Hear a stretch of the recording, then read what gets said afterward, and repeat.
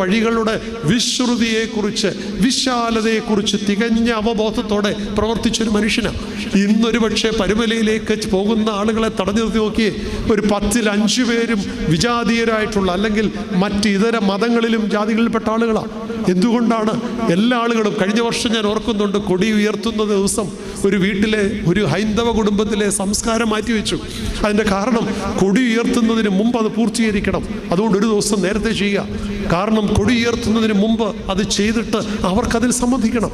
ഇത്ര സൂക്ഷ്മതയോടെ ഭക്തിയോടെ നോക്കിക്കാണുന്ന ആളുകൾ, മതജാതി വ്യത്യാസമില്ലാതെ എല്ലാവരെയും ചേർത്ത് നിർത്തിയ, വിജാതികളെ ചേർത്ത് നിർത്തിയ, പ്രത്യേകിച്ച് വിജാതീയ മിഷൻ പരുമല തിരുമേനിയുടെ ഒരു ദീർഘ സ്വപ്നമായിരുന്നു, ഒരു വലിയ സ്വപ്നമായിരുന്നു അത്.